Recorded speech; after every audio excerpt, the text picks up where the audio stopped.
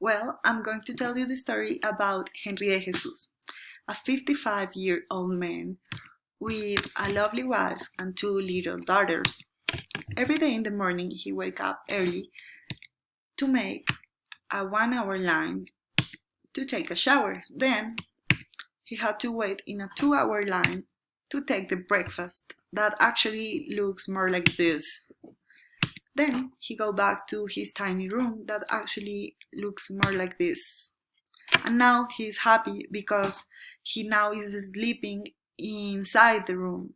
Before he had to sleep in the corridor with the cold of Bogota, the rain, and his tiny friends, the rats. Then he had to make a 2 hour line to take his lunch. But actually, if he wants to eat some meat, he had to extra pay. And now we don't have money for that, so it's going to be like this, but of course, without that meat. Then, every time he wants to go to the bathroom, he has to wait in a 30-minute line. But it's definitely worth it, of course. So what was the mistake of Henry de Jesus? His little daughter was sick and she needed a very expensive treatment, so he decided to travel to Mexico with something in his stomach. A very huge mistake, of course. So let's take a closer look of the overcrowding in Colombian prisons. This problem is making Henry de Jesus' life in prisons very, very difficult.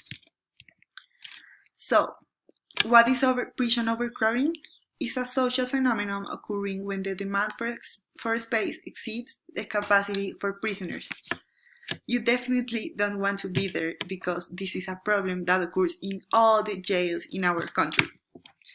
So this is a very, very huge chart that shows the high percentage of overcrowding, but I want you to focus in the percentage of the overcrowding in Colombian prisons that reaches 48%. Now, let's take a closer look in the Northwest overpopulation that reaches 83%. Now, what are the implications of this?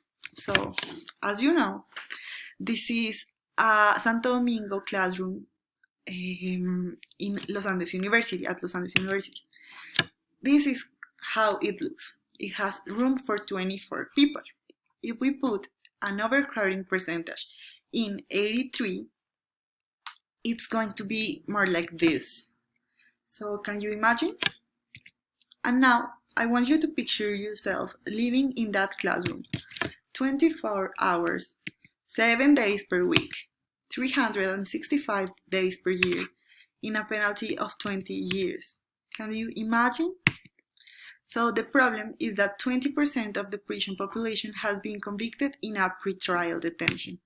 This is a criminal law proceeding for dummies. First, we start with the arrest or apprehension of the people. Then they go to the warranty hearing where the judge is going to say if he needs preventive jail or not. Then are a lot of hearings that can last up to 4 or 5 years. And then finally we have the trial where the judge is going to tell if the prisoner is guilty or not. The solution is to limit the pretrial detention.